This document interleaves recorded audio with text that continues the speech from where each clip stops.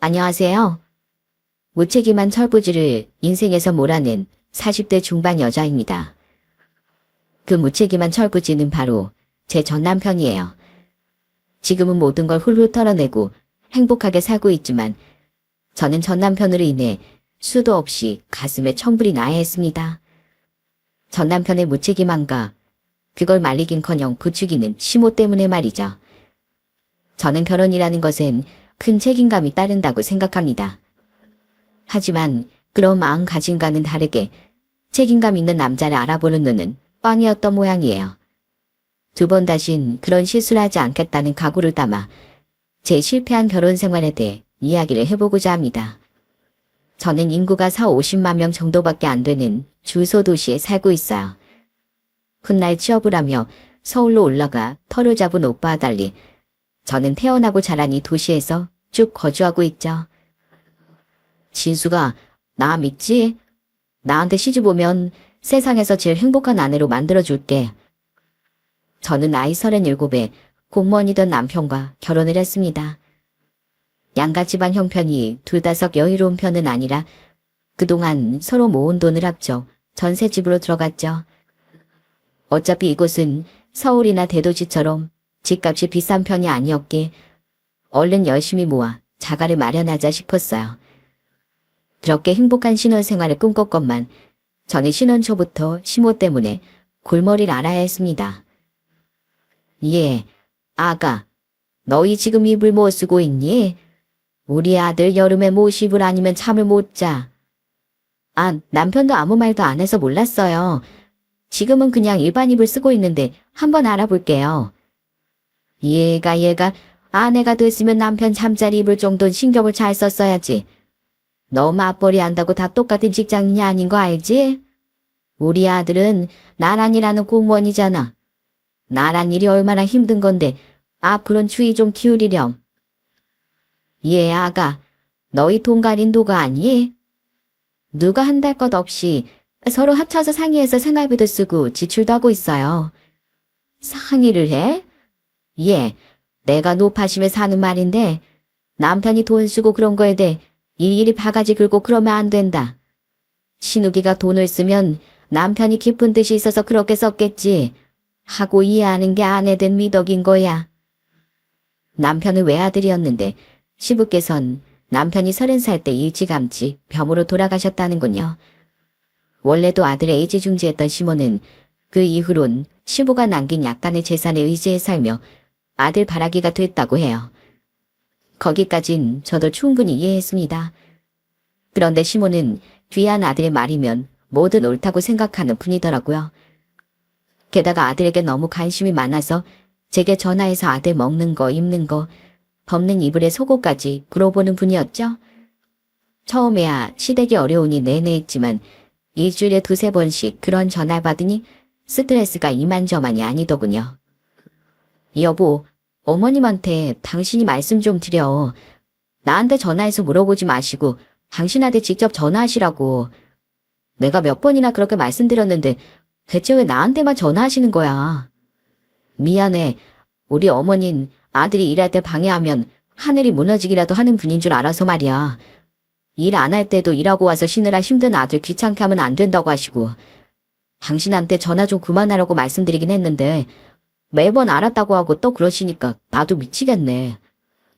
아들은 방해하면 안 되고 일하는 며느리는 방해해도 되고? 남편에게 말해도 소용이 없자 저는 그냥 나쁜 며느리가 되기로 했습니다. 시모께 못되게 굴었다는 게 아니라 일하는 시간은 일절 시모의 전화를 받지 않고 집에서 시모의 전화를 받을 땐 잽싸게 남편에게 넘겨버렸죠. 예, 아가, 너 요새 왜 이렇게 내 전화를 안 받니? 회사에서 전화 받기가 너무 눈치 보여서요. 이해 좀 해주세요. 여자가 회사 일을 하면 얼마나 열심히 한다고. 그건 그렇고 우리 아들 내일 직장에서 중요한 발표 있다고 하던데 우리 아들 중요한 날엔 꼭 파란색 속옷 입어야 하는 징크스 있거든. 이따가 밤에 네가 아 잠시만요. 지금 찌개가 끓어서 저희 남편 바꿔드릴게요 어머님. 저를 조금 힘들게 만든다고 한들 사랑하는 남편을 낳고 길러준 부모님 아닙니까? 게다가 시부도 일찍 보내고 혼자 사시는 시모에게 무자르듯 냉정하게 굴 순 없겠더라고요. 때문에 당시 저런 방법이 제겐 최선이었죠. 남편도 그런 제 고생과 노력을 알고 많이 고마워했어요. 저는 결혼한 지 1년 뒤 아들을 낳았고 이듬해엔 곧장 둘째인 딸을 낳았습니다. 그런데 아이들이 갓난쟁이 때부터 유독 저를 많이 닮았더군요. 아이고, 우리 손주들, 우리 아들 닮아서 이마도 훤하고 눈매도 부리부리하네. 어머니, 우리 애들 누가 봐도 집사람 판박인데 어디가 저를 닮아요? 네, 자식들이 당연히 아빠를 닮지 엄마를 닮겠니? 내 눈엔 우리 영호 은채 둘 다 딱 너랑 붕어빵이야. 시모는 그 사실을 받아들이고 싶어 하지 않았습니다. 하지만 함께 외출할 일이 있을 때 지나가는 사람들마저 그 사실을 인정하자 그때부터 저와 애들을 못마땅하게 보더라고요. 예, 어머마, 그럴 일이야 없겠지만 너 밖에서 몸가짐은 단정히 하고 다니는 거지? 이 애들 우리 신우기 아이들이 맞는 거지? 뭐라고요? 어머님, 지금 그 말씀 정말 해서는 안 되는 말씀인 거 아시죠? 지금 절 의심하시는 거예요? 그럼 이 애들이 제 남편 애들이지 누구예요? 그치? 아니, 어제 내가 드라마 보니까 산부인과에서 애들이 바뀌고 막 그러더라고. 난 그 말한 거야. 다른 뜻은 없다. 그런데 왜 제 몸가짐 어쩌고 하는 말씀을 하시냐고요? 아이고, 내가 실언을 했다. 미안하다 어머마. 아이고, 늙으면 죽어야지. 노인네가 주책 부린 거니까 너무 기분 상해 말거라. 어머니, 이번에 말씀이 심하셔도 너무 심하셨어요. 애들이 저희 안사람을 많이 닮긴 했지만 그래도 찾아보면 저 닮은 구석도 많아요. 제가 진짜 어머니 때문에 집사람한테 미안하고 부끄러워서 못 살겠어요. 시모는 못마땅한 마음에 제게 해서는 안 될 무례한 말까지 해버린 겁니다. 그래도 남편의 어머니라고 그동안 최대한 이해해드리려고 노력했었는데 그땐 화를 주체할 수가 없더라고요. 당황한 남편도 저를 따라 시모에게 크게 화를 냈죠. 그땐 시모도 아차 싶었는지 제게 연신 사과를 하더군요. 하지만 그럼에도 불구하고 크게 상한 마음은 좀처럼 풀리지 않았습니다. 때문에 저는 그때 이후론 중요한 날이 아니면 시댁에 잘 가지 않았어요. 시모 또한 제 눈치를 살피느라 전처럼 전화를 자주 걸지도 못하더라고요. 그래도 남편이 항상 제 편을 들었으니 저는 남편과 아이들만 보고 결혼 생활을 이어갔습니다. 그런데 믿었던 남편마저도 사고를 치기 시작하더군요. 때는 결혼한 지 고작 3년이 지났던 해 가을날이었어요. 여보, 나 사실 당신한테 할 말 있어. 할 말? 불안하게 왜 그래? 뭔데? 사실 나 이번 달 내내 직장으로 출근한 거 아니야. 나 지난달에 공무원 그만뒀어. 그리고 지금 아는 지인 둘이랑 나까지 셋이서 작은 예식장 하나를 인수했어. 아무래도 공무원은 월급도 너무 짜고 조직 문화도 나랑 안 맞는 것 같더라. 그래서 이젠 큰 물에서 놀아보려고. 어느 날 저는 남편의 폭탄 고백을 듣고 말았습니다. 정말 뒤로 넘어갈 뻔했어요. 남편은 제게 상의도 없이 공무원을 그만두고 멋대로 웨딩 사업을 시작했다더군요. 제가 반대할까봐 미리 말도 않고 무려 한 달 동안 출근하는 척하며 사업을 시작하고 있었던 거죠. 공무원이 대출이 잘 나오는 거 여러분들도 아시죠? 심지어 남편은 공무원을 그만두기 전 거액의 대출까지 받고 남편 명의 통장에 함께 모으고 있던 우리의 적금과 퇴직금까지 몽땅 그 사업에 밀어넣었다고 하더군요. 당신 미쳤어? 지금 우리 애도 고작 3살, 2살이야. 나도 복직한 지 그렇게 오래도 안 됐는데 그런 상황에 위험하게 사업에 손을 대? 그것도 나랑 한마디 상의도 없이? 그거 망하면 어떡할 건데? 무슨 감으로 나한테 말도 없이 그 큰 대출까지 받았냐고. 당신 이럴까봐 내가 말을 미리 못한 거야. 여보, 하이 리스크 하이 리턴 몰라? 과감하게 투자를 해야 큰 수익을 얻는 거라니까. 돈이 문제가 아니라 이건 부부간의 신뢰 문제잖아. 왜 이렇게 독단적으로 일을 벌여? 그냥 무조건적으로 나 좀 믿고 응원해주면 안 돼? 우리 어머니는 항상 날 응원만 해주셨는데 나 조금 서운해지려고 해. 입으로 헛짓깃으로 확 찝어버리라. 어따 대고 서운하다는 말을 해 지금? 그게 지금 내가 아니고 당신 입에서 나올 소리야? 남편은 화를 내는 제게 미안해하긴커녕 서운하다고 말하더군요. 시모의 무조건적인 아들사랑이 남편을 그렇게 철없이 만들어버린 거였죠. 결혼 전 긍정적이고 자신감 있어 보이던 남편의 성격은 사실 시모가 만든 철없고 무책임한 어리석음이었다는 걸 그때서야 저는 깨달은 겁니다. 그렇게 남편과 대판 싸우고 난 다음날 시모가 제게 전화해서 뭐라고 했는지 아십니까? 예, 어머마. 신욱이 걔가 내 아들이어서가 아니라 워낙에 머리도 좋고 똑똑한 애야. 걔도 다 생각이 있으니까 그랬겠지. 아내가 돼서 좀 믿어주면 안 되니? 이래서야 신욱이가 기죽어서 무슨 큰일을 하겠어. 큰일을 하려거든 아내인 저부터 제대로 설득했어야죠. 큰일을 하든 작은 일을 하든 가장이 됐으면 가족에게 먼저 이해를 구하는 게 순서 아닌가요? 어머님은 지금 저한테 전화해서 이러실 게 아니라 어머님 아들이 야단치셨어야 해요. 시모는 자신의 아들을 두둔하며 저를 도리어 꾸짖으려고 하더군요. 하지만 제가 더욱 버럭하자 혀를 차며 전화를 끊더라고요. 아무튼 애가 기만 세서 무슨 말을 못하겠다면서요. 속이 미친 듯이 부글부글 끓었습니다. 하지만 제가 계속 화를 낸다고 한들 이미 벌어진 일인데 어쩌겠어요. 저는 하늘 수 없이 남편을 믿어보기로 했어요. 그런데 재수도 더럽게 없지. 하필 남편이 사업을 시작한 지 딱 3개월 뒤 엄청난 재앙이 들이닥치더군요. 진짜 말도 안 돼. 이거 무슨 몰래카메라야?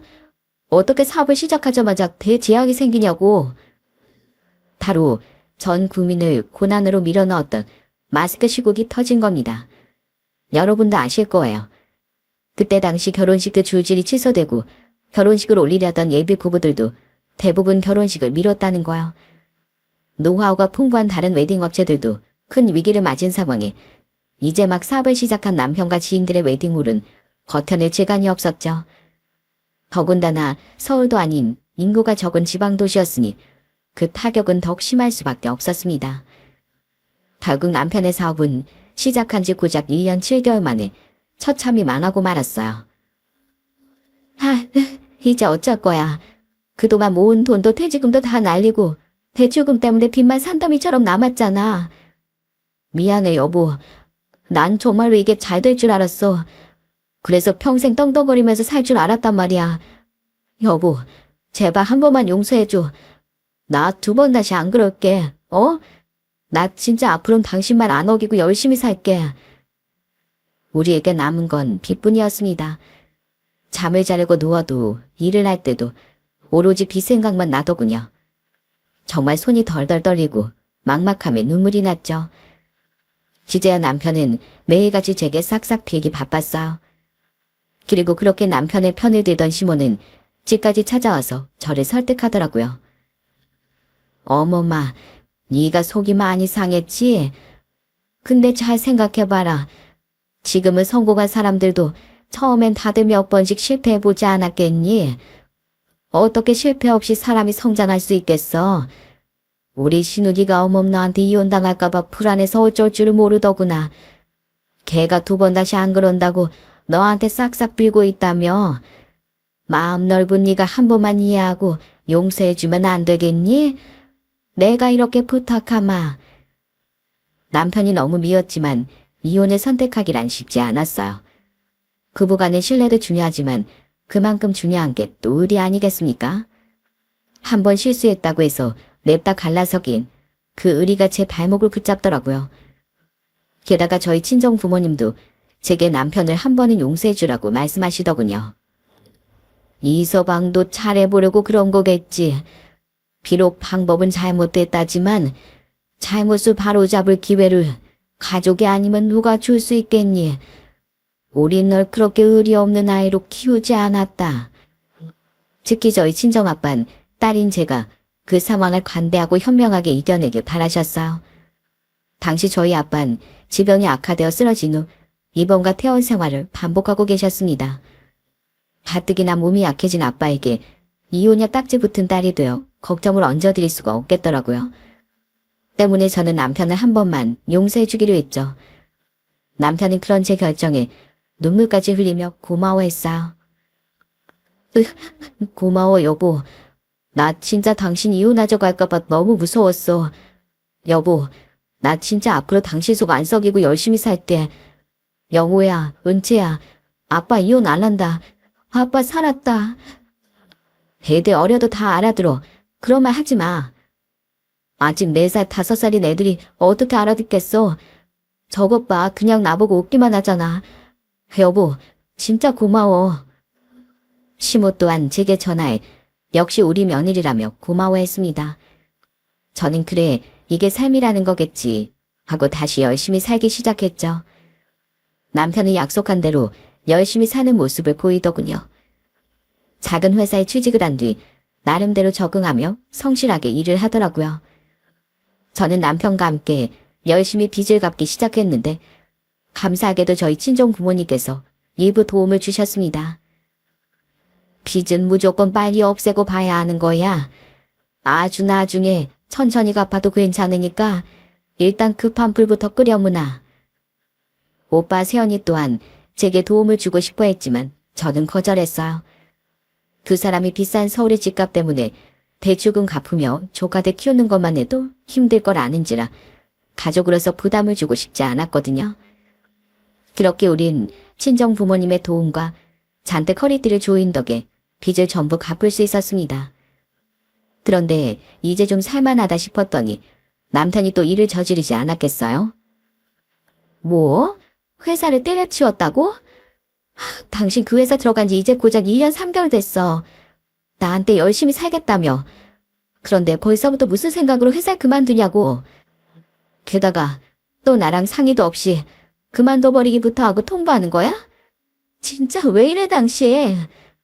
아니 나도 버텨보려고 했는데 늦은 나이 시작한 회사 생활이 좀처럼 안 맞더라고. 나보다 어리면서 꼰대짓 하려는 새파랗게 어린 놈들도 있고 아무리 생각해도 월급이 너무 적어. 이래서야 언제 돈 벌고 집을 사겠어? 그 벌이도 없으면 앞으로 새남이는 어떻게 할 거며 전셋집은 어떻게 탈출할 건데 어떻게 사람이 힘들고 조금도 참지 못하고 끈기가 없어. 그리고 이젠 그렇게 멋대로 안 하겠다고 약속했으면서 어떻게 나랑 상의 한마디도 없이 그만두냐고. 너무 회사 가기가 싫은데 당신이 이렇게 반대할까봐 말을 못한 거야. 나도 나름대로 고충이 있었다고. 기다려봐. 내가 금방 다시 새 직장 구해올 테니까. 돈도 훨씬 많이 벌 수 있는 걸로. 그런 게 찾는다고 어디서 튀어나오니? 당장 취업 다시 못하기만 해. 정말 환장할 것 같았습니다. 그렇게 회사가 힘들면 저한테 미리 상의 정도는 할 수 있지 않나요? 그럼 제가 미리 여윳돈을 만들어 놓든 허리띠를 더 졸라매든해서 남편이 이직할 동안에 생활비는 마련해 놓을 거 아닙니까? 그리고 애들 아빠라는 사람이 어떻게 뒷일을 준비도 하지 않고 무책임하게 일부터 그만둘 수가 있나요? 그런데 이후 남편은 취업은커녕 제게 더 큰 실망감만 안겨주더군요. 오래 했다고? 치킨집을 계약하고 왔다고? 당신 진짜 나 무시해? 내 말 똥구멍으로 들었니? 사업을 그렇게 말아먹어놓고 겨우 살만해지니까 다시 사업을 하겠다고? 게다가 계약을 이미 하고 왔어? 당신 돈은 어디서 났는데? 사실 어머니가 빌려주셨어.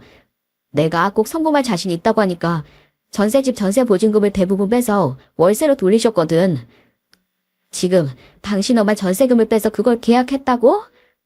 그만큼 내가 자신 있어 하니까 어머니도 믿어준 거지. 여보, 내가 알아본 그 자리가 진짜 위치도 좋고 요새 그 프랜차이즈 인기도 많아.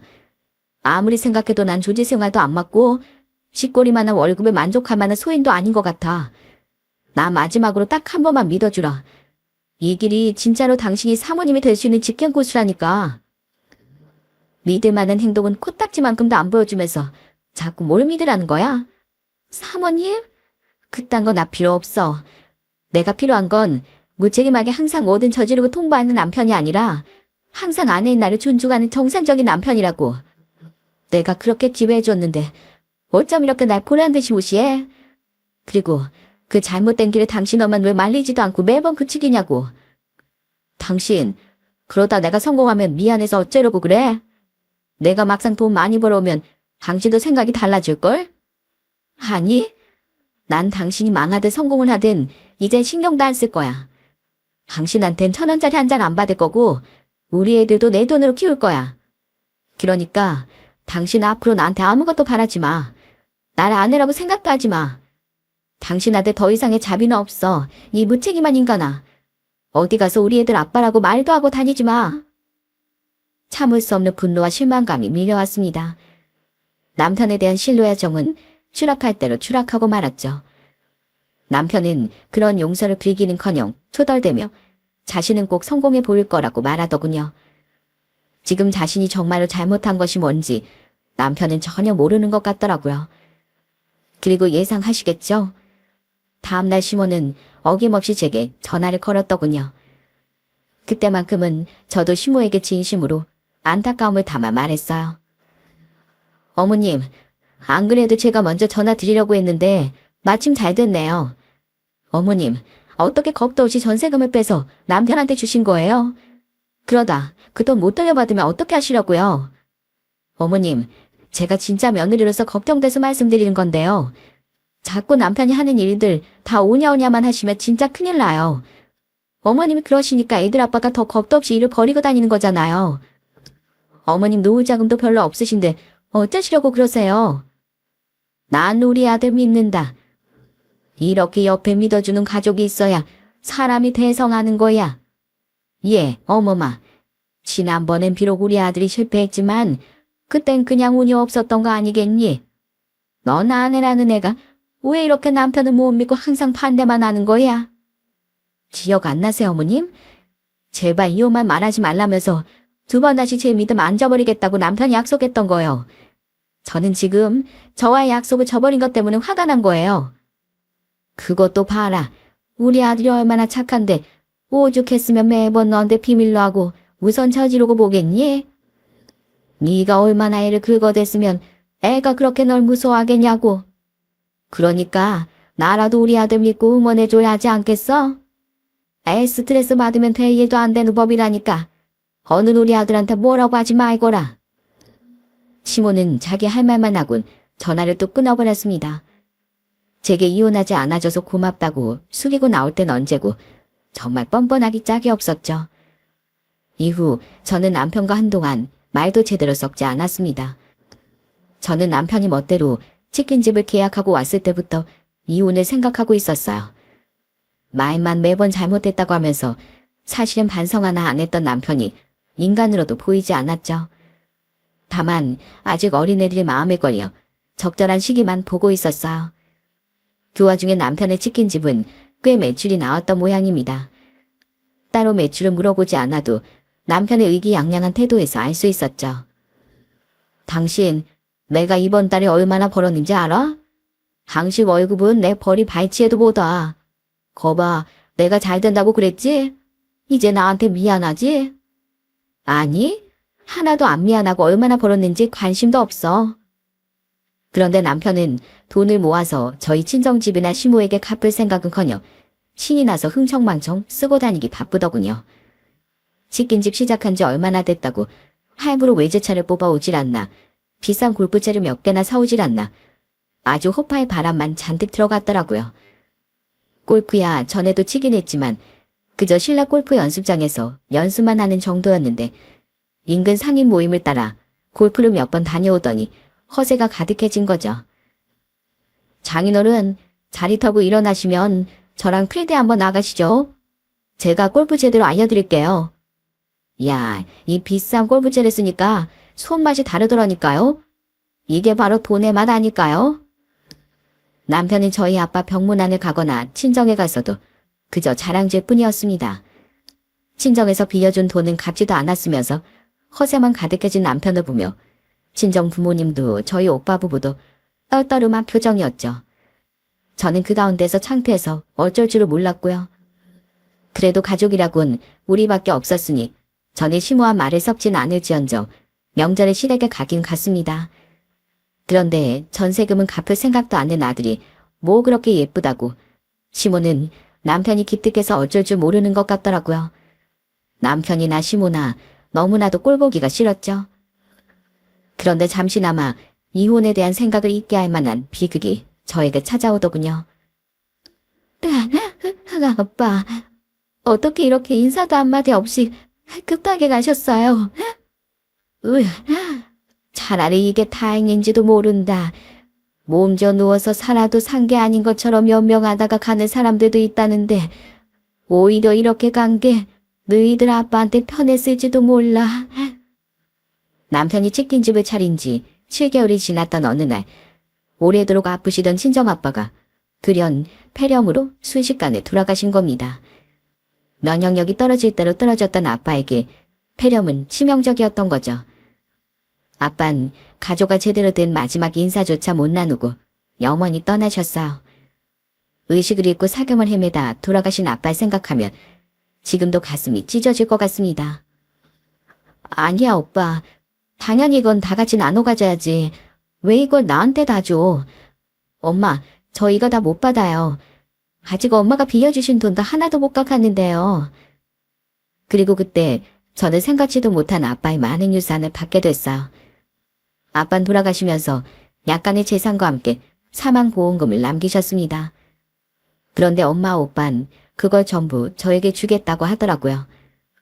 당황해서 극구 거절했는데 그때 엄마 오빠는 이렇게 말해주더군요. 그냥 받아 진수가. 이제 앞으로 나 혼자 사는데 목돈 필요할 일이 뭐가 있겠니? 그러니까 그 돈은 안 갚아도 되고 정 갚으려면 천천히 갚아도 돼.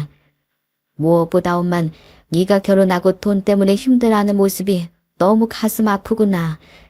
그러니까 이 돈으로 이제 전세집 전전이라도 그만하고 집을 사는 게 낫지 않겠니? 그래 진수가 저번에 너 힘들 때 못 도와줘서 나도 우리 안사람도 너무 가슴 아팠어. 우린 비록 대출금이 좀 있긴 하지만 그래도 자가가 있잖아. 그러니까 이제 전세금 오를 걱정 같은 거 그만하고 아버지 유산으로 집부터 마련해. 집이라도 안정돼야 너희 애들도 좀 더 편하게 클 수 있을 거 아니야.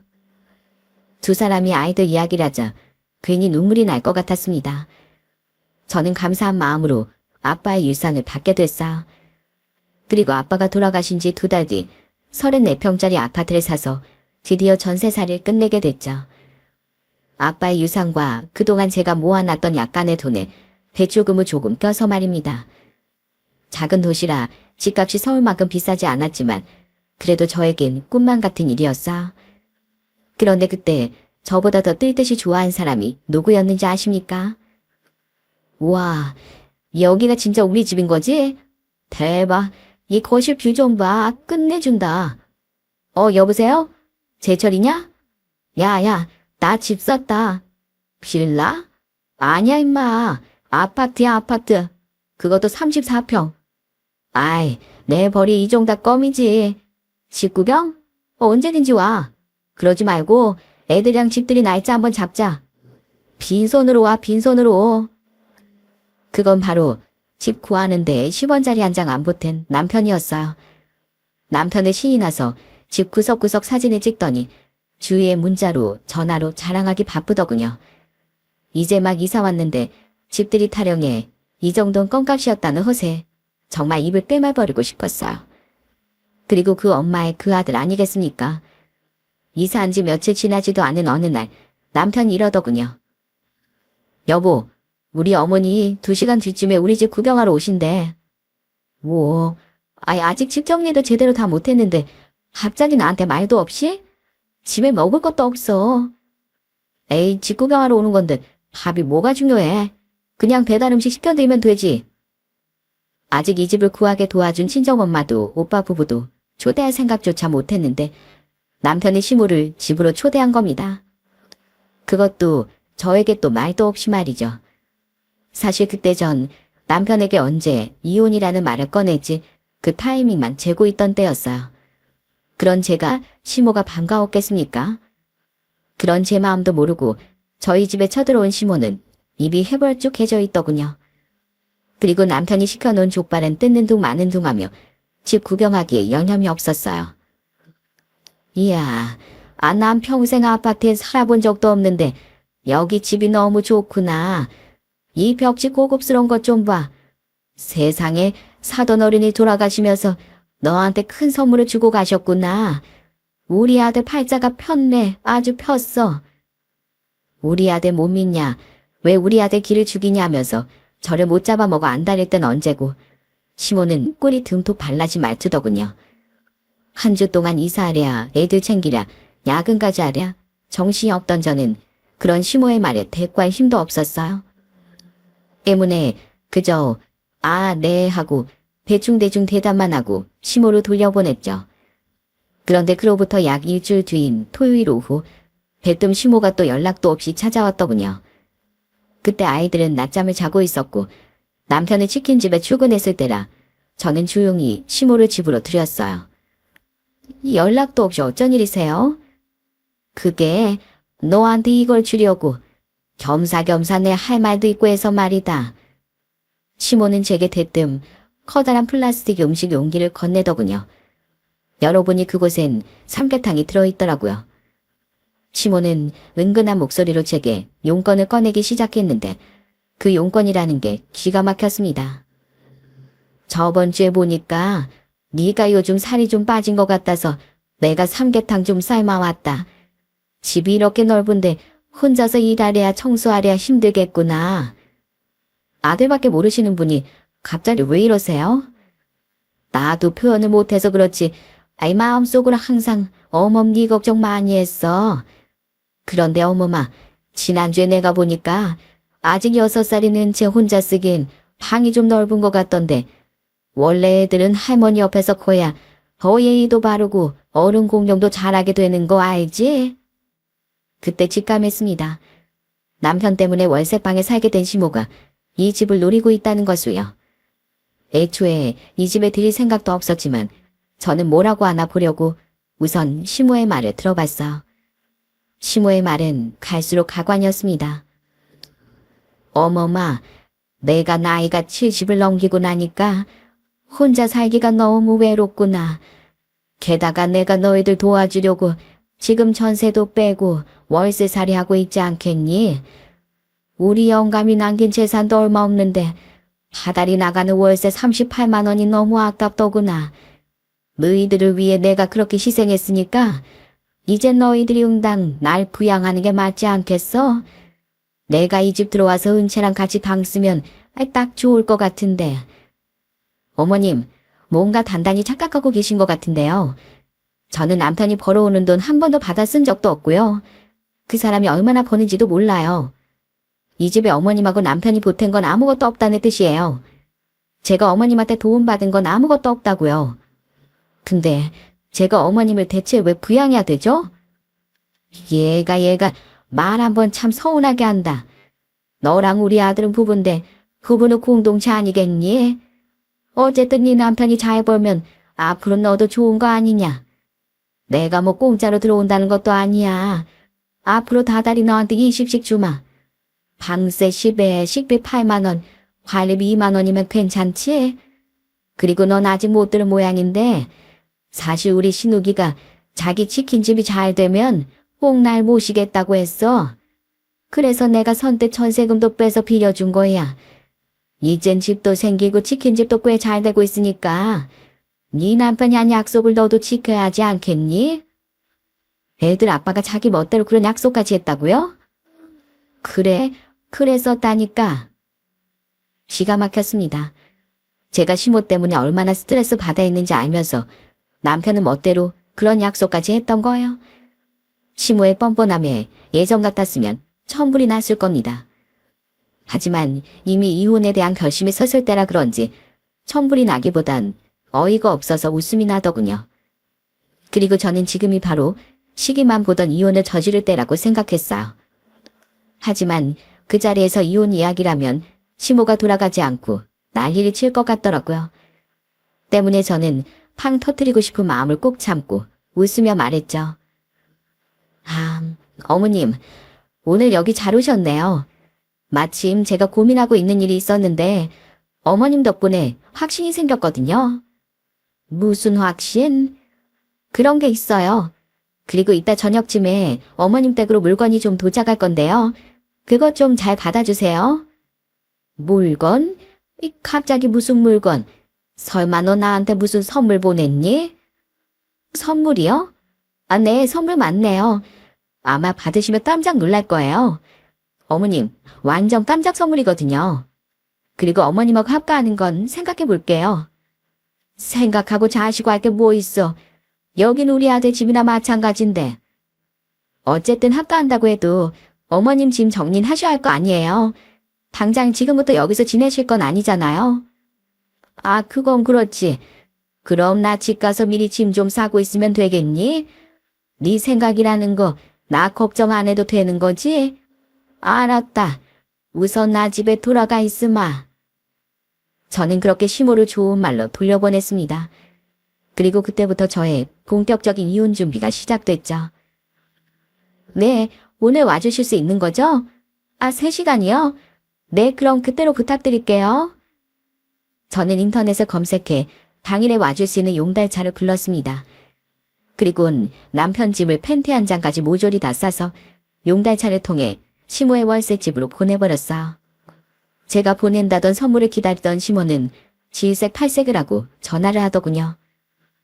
예, 이게 다 뭐냐? 아, 집도 좁아 죽겠는데 무슨 짐을 이렇게 많이 보냈냐고? 아, 선물 보낸다며? 그게 선물이에요, 어머님. 어머님이 너무 사랑에 맞지 않는 어머님 아들 짐이요. 어머님, 저 그깟 이실 필요 없거든요. 안 그래도 이혼하고 싶어서 미칠 지경이었는데 어머님 덕분에 이 기회에 시원하게 어머님 아들 반품해버릴 수 있게 됐네요. 뭐, 다 반품? 네, 반품이요. 어머님, 전 어머님처럼 애들 아빠가 하는 일 다 오냐오냐도 못 해주겠고 그렇게 무책임한 사람 우리 애들 아빠로도 더는 못 두겠어요. 그러니까 그렇게 좋아하시는 아들이랑 이젠 평생 같이 사실 수 있게 선물은 남편 짐 전부 보내드린 거예요.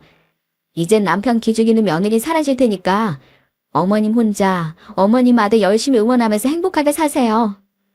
예, 너 지금 남편을 집에서 쫓아내겠다는 게냐? 고작 내가 합가 얘기 좀 했다고? 너 결혼이 장난이야? 장난이 아니니까 지금껏 어머님 아들 참아준 거예요. 그리고 기회를 자기 발로 뻥뻥 차버린 건 어머님 아들이고요. 저는 용건 끝났고 더는 어머님하고 입씨름하고 싶지도 않습니다. 이만 끊을게요. 저는 그런 시모에게 친절히 남편을 반품하겠다고 말하곤 전화를 끊었습니다.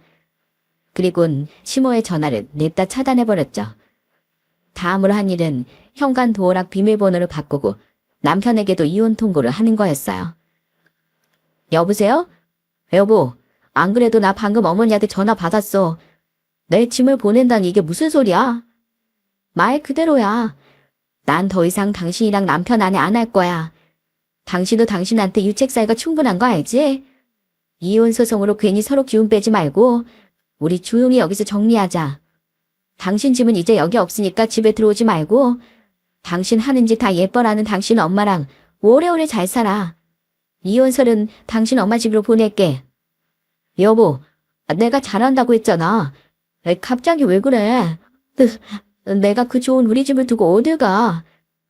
당신 몰래 당신 엄마한테 나중에 합가도 한다고 약속했다며? 정말 가지가지 했더라. 당신 엄마가 아까 나 찾아와서 다달이 20 줄 테니까 합가하자는데 내가 왜? 그리고 갑자기 아니야. 당신이 멋대로 치킨집 계약하고 온 그날, 그때부터 이미 난 당신 아내가 아니었어. 애들 때문에 언제 어떻게 갈라서야 하나 그거만 고민하고 있었는데 당신 엄마가 딱 그 타이밍을 잡아준 거 있지? 당신이 잘한다고? 이미 당신은 날 너무 많이 실망시켰어. 내가 뭐 혼자 잘 살려고 그랬어? 나도 우리 가족 가가지 잘 먹고 잘 살려고 그랬던 거잖아. 당신은 끝까지 뭐가 중요한지 모르지? 그리고 내가 더 열받았던 게 뭔지 알아. 당신이 일말의 양심이라도 있었다면 치킨집에서 번 돈으로 우리 부모님 돈 먼저 갚았어야지. 근데 그러긴커녕 자기 엄마 전세금도 안 갚더니 그걸로 골프채 사고 차 뽑고 일하기 싫다면서 불필요한 알바생들 스스로까지 뽑아놓곤 당신은 그러고 놀러다녔잖아. 그런데 가족을 위해? 손바닥으로 하늘을 가려라 이 뺀지라. 야, 내가 너 치킨집 차릴 때 1,000원짜리 한 장 안 받는다고 했지? 그거 왜 그랬는지 알아? 그거 받아 먹으면 내가 체할까봐 그랬어. 그리고 너도 좋다고 나한테 애들 식대 한번 안 보태줬잖아. 그런 당신한테 내 집에 대한 지분 먼지 한 톨만큼도 없으니까 조용히 나가고 이혼해. 알았어? 그런 게 어딨어. 당신 집이면 남편이 나한테도 당연히 지분 있는 거지. 부모니까 상속받은 유산에 배우자 몫이 어디 있냐 이 띠들아. 법 공부나 다시 하고 와. 남편은 현실을 받아들이지 못하고 끝까지 애걸복걸했습니다. 두 번 다신 그러지 않겠다. 잘하겠다는 뻔한 거짓말을 하며 말이죠. 그 모습이 어찌나 멍청하고 한심해 보이던지요. 애초에 이혼당하기 싫었으면 같은 잘못을 반복하지 말았어야 하는 거잖아요. 저는 계속 전화를 끊지 않으려는 남편에게 결국 이렇게 소리치곤 끊어버렸습니다. 너처럼 무책임한 인간은 애들 아빠로서 자격도 없어. 그리고 내가 그 되도 않은 거짓말이 또 속겠냐? 내가 뭐 금붕어 IQ인 줄 알아? 네 엄마 월세집에 얹혀 살면서 소송까지 당하기 싫으면 순순히 이혼해. 끊어. 그 정도 했으면 포기할 법도 하건만 남편은 끈질겼습니다.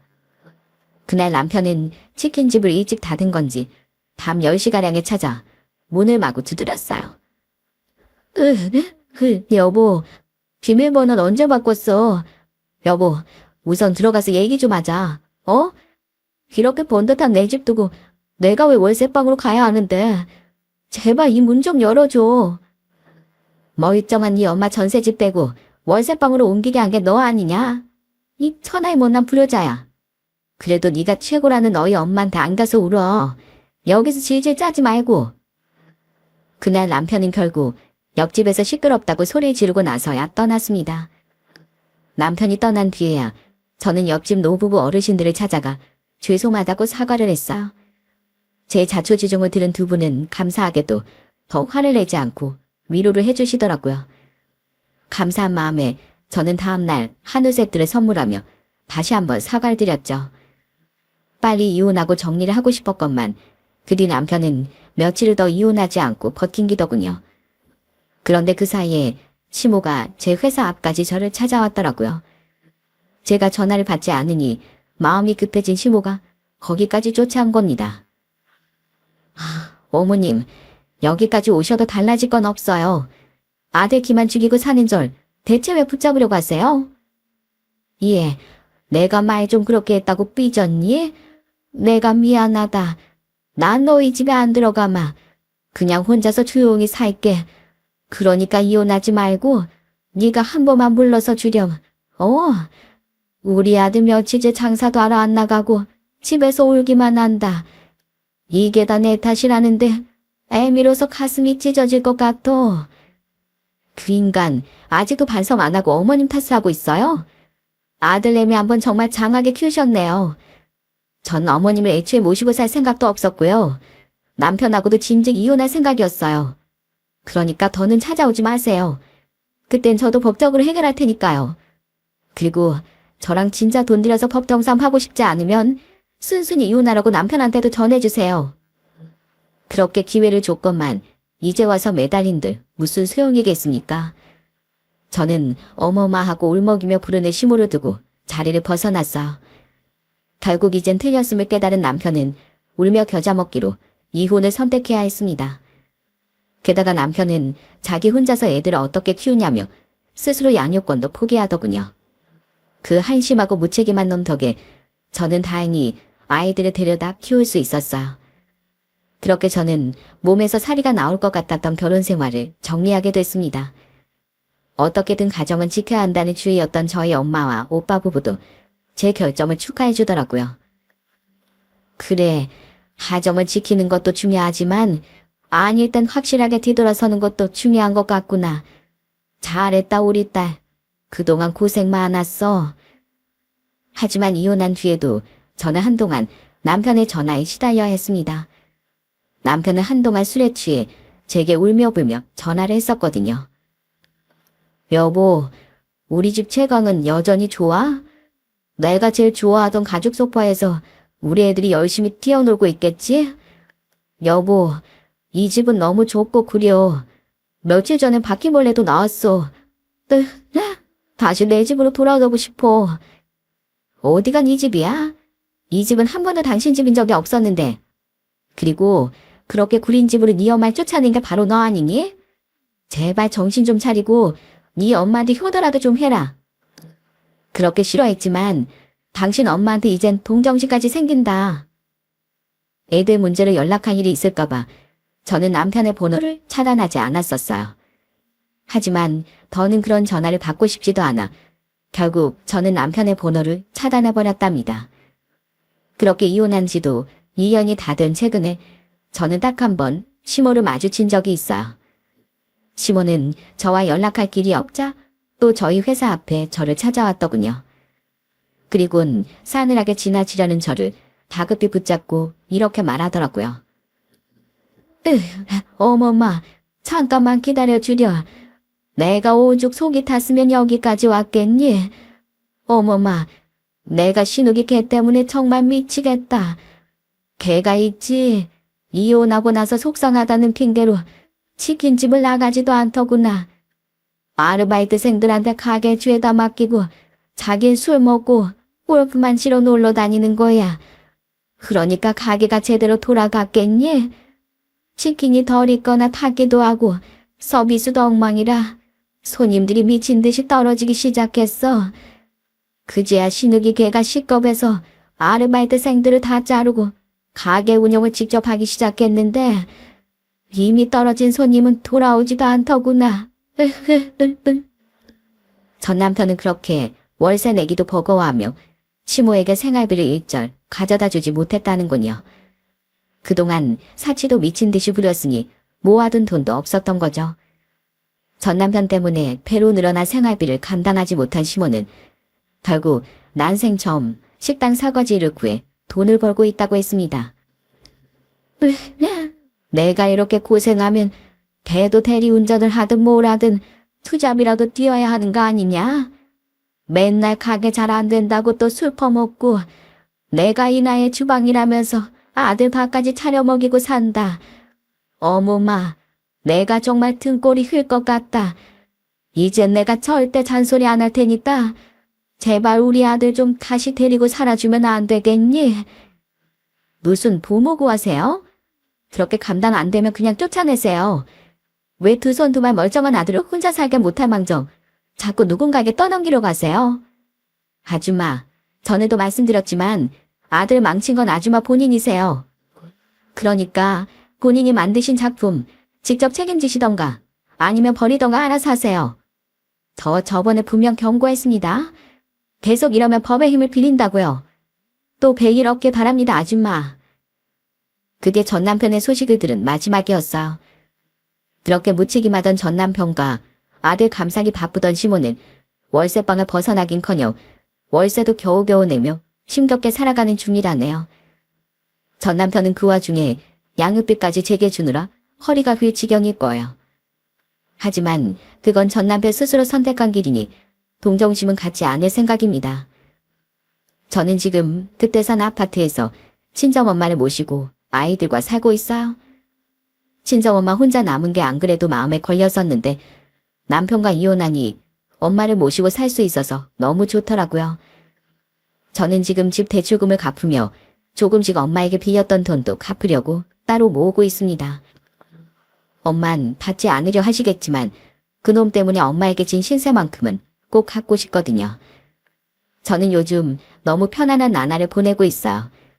스트레스 주는 시모도 또 속에 천불이 나게 하는 남편도 없이 엄마와 아이들과 즐겁게 지내니 이게 바로 행복이 아닐까 하는 생각이 드는 요즘입니다. 이 좋은 이혼을 왜 진즉 안 했나 싶을 정도로 말이죠. 저는 이제 아이들과 엄마와 함께 행복한 미래만 꿈꾸며 살아갈 거예요. 결혼에 실패를 하며 제가 느낀 게 하나 있습니다. 때로는 떠나야 할 사람과 이별이 자신의 삶을 더 나은 방향으로 이끄는 전환점이 될 수 있다는 거였죠. 물론 결혼엔 책임이 따르는 법이니 실수를 한 배우자에게 충분한 용서와 기회를 주는 일은 필요하다고 생각해요. 하지만 자신이 할 수 있는 만큼의 최선을 다했다고 느낀다면 그땐 저처럼 다른 분들 또한 뒤도 돌아보지 않고 돌아서셨으면 좋겠습니다. 그리고 지금의 저처럼 진정한 해방감과 또 다른 행복을 마주하시길 바랄게요.